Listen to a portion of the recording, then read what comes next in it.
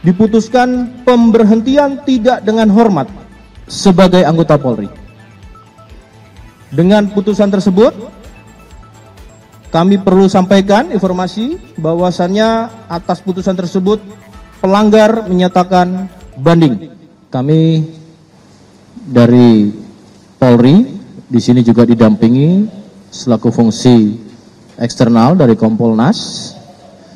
Ada Ibu Ida, ada Cak Anam di sini yang tentunya rekan-rekan ketahui selaku pengawas juga mengikuti terus perkembangan yang menjadi atensi khususnya terkait dengan AKBP F ex Kapolres Ngada.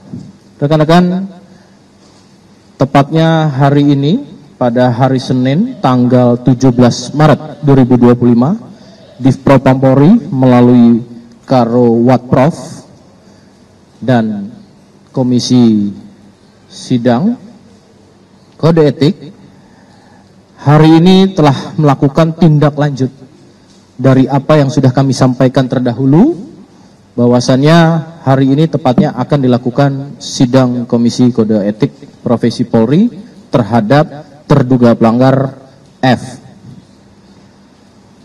Rekan-rekan, dari laporan hasil pelaksanaan sidang KKIP atas nama terduga pelanggar FWLS, sidang dilaksanakan pada hari Senin tanggal 17 Maret 2025 pukul 10.30 waktu Indonesia bagian Barat sampai dengan pukul 17.45 waktu Indonesia bagian Barat. Tepatnya yaitu di ruang sidang Divpropam Polri, Gedung TNCC, lantai 1 Mabes Polri. Saya akan menyampaikan kepada rekan-rekan, hari ini komisi terdiri dari yang pertama Ketua Komisi adalah Inspektur Jenderal Polisi Dr. Andes Merisyam MSI Wairwasum Polri, dan kemudian Wakil Ketua Komisi Brigadir Jenderal Polisi Agus Wijayanto SH SIK MH Karo Watprov Divpropam Polri, dan anggota komisi Komisaris Besar Polisi Heri Setiawan SIK MH Kabak Bin Etika Ro Watprov Divpropam Polri. Kemudian juga ada anggota komisi Ajun Komisaris Besar Polisi Dr. Haji Heru Waluyo SHMH PS Kasubag Rek Litap Bak Rehapers Divpropam Polri. Satu lagi anggota komisi AKBP Endang Werdin Ningsih SHMH Kasubag Kode Etik Bak Bin Etika Pro Watprov Divpropam Polri. Jadi ada 5 pada komisi saat ini. Kemudian juga kami sampaikan untuk pelaksanaan sidang dihadiri oleh saksi-saksi, baik saksi yang hadir langsung dalam proses sidang komisi ini, yang hadir ada 3 secara fisik langsung di tempat, ya, dan ada 5 orang saksi dengan melakukan virtual, ya, mengingat situasi dan kondisinya dan geografis, ya. Yang pertama hadir turut serta di sini ada ahli psikolog selaku ahli, ya, kemudian ahli khususnya laboratorium terkait dengan tes urin, kemudian saudari ADP selaku istri terduga pelanggar, dan kemudian saksi Zoom meeting diikuti oleh ahli kesehatan jiwa, itu adalah HM, ya. Kemudian juga ada saksi Zoom meeting AKP FDK, saudari satu lagi saksi saudari SHDR, dan saudari ABA, dan saudara RM. Ini 5 yang melalui virtual, ya.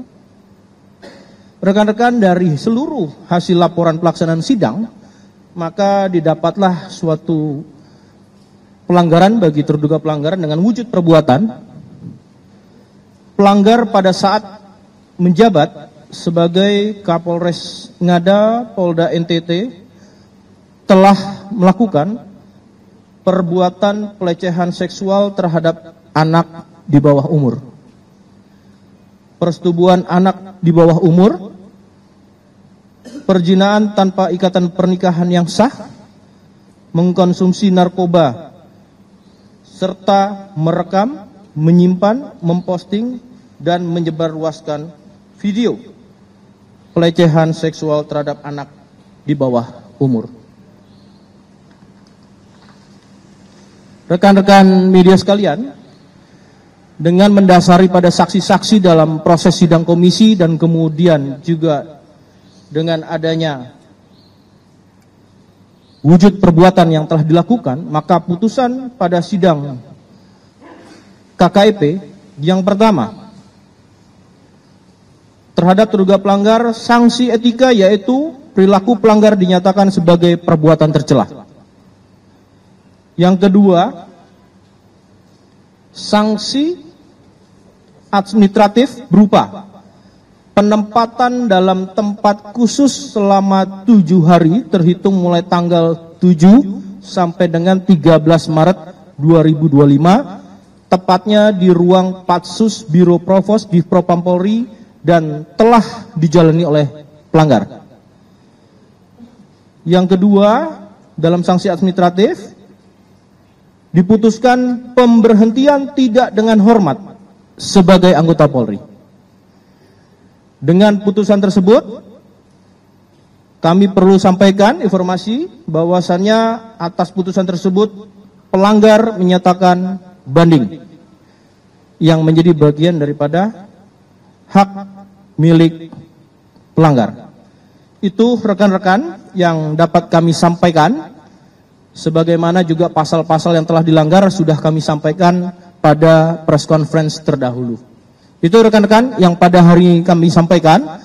Sekali lagi kami ucapkan terima kasih atas perhatiannya dan teman-teman tentu juga melakukan kontrol sosial melalui kanalnya media massa sehingga semua juga bisa memberikan informasi kepada masyarakat bahwasannya komitmen Polri tetap akan melakukan tindakan-tindakan tegas mendasari pada semua peraturan dan perundang-undangan yang berlaku bagi seluruh anggota Polri yang dianggap melanggar. Itu rekan-rekan yang bisa kami sampaikan. Terima kasih. Saya kasih satu sesi, mungkin ada pertanyaan. 2, cukup. Oke, dari Mbak Sela Kompas, silakan.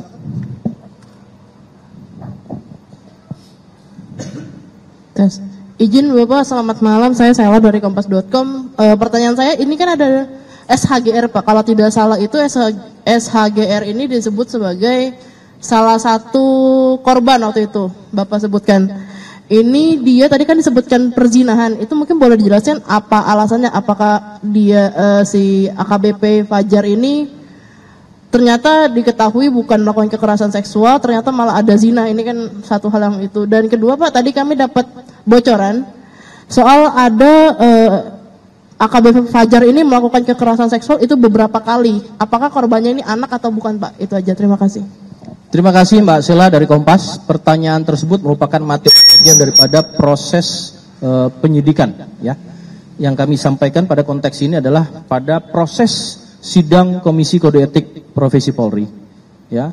Tentunya apa-apa yang ditanyakan menjadi bagian. Kemarin saya sudah sampaikan, ini kan kode etik sudah berjalan, putus, walaupun masih ada banding, tapi sudah mengikat sampai dengan menunggu komisi banding nanti, dan simultan terus masih berkesinambungan proses bersamaan dengan penyidikannya, ya.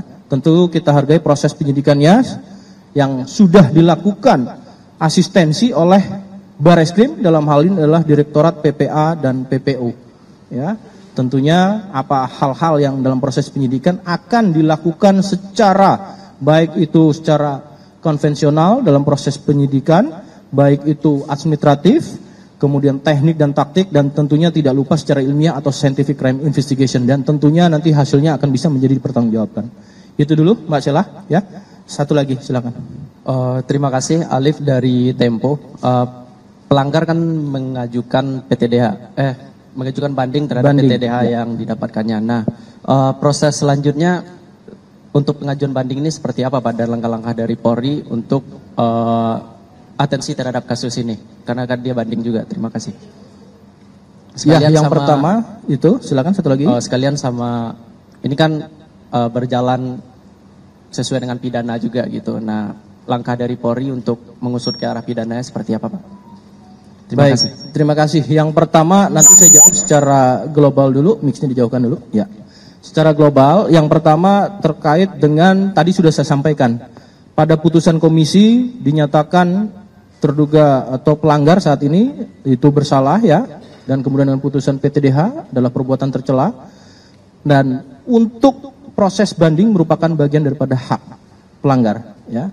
Tentunya nanti akan dibentuk oleh komisi banding dan akan dijelaskan mungkin nanti secara teknis adalah oleh Karo Watprof terkait bagaimana mekanisme banding dengan batasan-batasannya. Dan kemudian satu lagi tadi sama dengan Mbak Selah ya, proses penyidikan ini berlangsung dilakukan oleh Polda Nusa Tenggara Timur yang tentu masih dalam proses secara simultan dan sinambungan, dan ini tentunya masih di asistensi terus dan bahkan diawasi oleh Kompolnas langsung, termasuk pemerhati anak dari Kementerian PPA, PPPPA ya, kemudian dari Kementerian Sosial, kemudian dari KPAI ya, semuanya ini turut menjadi bagian melakukan pengawasan untuk kontrol sosial, sehingga prosedur dan profesionalismenya tetap masih kita jaga ya.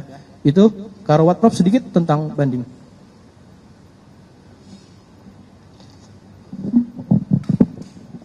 Baik, terima kasih Pak Karopenmas. Simpel saja terkait dengan banding, bahwa sebelum putusan namanya terduga, setelah putusan namanya pelanggar. Pelanggar sesuai dengan Perpol 7 tahun 2022 mempunyai hak, yaitu banding. Banding diajukan 3 hari dalam masa pasca sidang, ternyata tadi sudah nyatakan banding, sehingga kewajiban pelanggar itu menyerahkan memori banding. Setelah menyerahkan memori banding, kita sekretariat membentuk CAT komisi banding. Dan setelah CAT komisi banding nanti akan dilaksanakan sidang banding tanpa kehadiran pelanggar. Sehingga nanti bisa diikuti perkembangannya. Kita harapkan bisa secepatnya nanti pelanggar menyerahkan memori banding dan kita siapkan sidang banding tanpa kehadiran pelanggar. Demikian proses banding sesuai dengan Perpol 7 tahun 2022. Terima kasih. Terima kasih Pak Karo Watprof. Cukup rekan-rekan? Terima kasih atas perhatiannya dan sudah bisa menunggu. Satu lagi Mas Thomas dari Kumparan, silakan. Ya, selamat malam Pak Karo dan yang lainnya. Izin bertanya terkait ini kan untuk etiknya sudah selesai, namun yang jadi pertanyaan sekarang itu untuk pidananya itu nanti tetap akan ditangani oleh dari Polda NTT ataukah akan diambil alih oleh Mabes Polri atau diasistensi atau bagaimana gitu? Ya. Izin jelasannya. Terima kasih. Tadi sudah saya sampaikan bahwasanya mic-nya dijauhkan dari ininya. Ya. Baik, saya jawab terkait dengan penempatan khusus ya, di mana di ruang Patsus Biro Provos Divpropam Polri ini dilakukan telah dijalani oleh pelanggar sejak tanggal 7 sampai dengan 13 Maret 2025. Terhitung dari mulai 13 Maret setelah selesai dilakukan gelar perkara dan kemudian dinyatakan sebagai tersangka, maka sudah menjadi tahanan daripada penyidik Polda NTT, di mana rutannya itu kemarin adalah dilakukan di rutan Bareskrim Polri. Itu yang sudah disampaikan pada saat press conference yang lalu. Tapi terima kasih ditanyakan kembali. Cukup ya, rekan-rekan? Baik, dari Kompolnas ada tambahan untuk bagaimana mekanisme hari ini dan mungkin akan disampaikan oleh Ibu Ida. Kami persilakan. Baik, terima kasih Pak Karopenmas. Saya mewakili Kompolnas bersama Pak Anam, Saida Utari. Seharian tadi kami berdua sama satu anggota staf mengikuti jalannya persidangan ini. Yang pertama, kami apresiasi dengan Polri yang sudah melaksanakan proses ini dengan cepat, kemudian tidak hanya masalah waktunya, tetapi juga masalah berkenaan dengan materi dan sebagainya itu bisa diselesaikan dengan baik. dan tentu saja semua persidangan dilakukan secara objektif. Jadi yang namanya terduga pelanggar juga tidak ada intimidasi, tidak ada prosedur-prosedur yang dilanggar selama terjadinya atau selama dilaksanakan sidang kode etik. Itu dari Kompolnas, dan kami akan terus mengawal tidak hanya di sidang kode etik, saya dengan Pak Anam tentunya, kalau termasuk nanti di proses pidana, gitu ya Pak Anam? Ya, di proses pidananya kami akan terus mengawal sehingga proses ini berjalan dengan baik, dengan sesuai dengan prosedur, dan termasuk bagaimana menyelesaikan kasus ini sesuai dengan yang disangkakan kepada pada pelanggar. Demikian dari kami, terima kasih. Wassalamualaikum warahmatullahi wabarakatuh.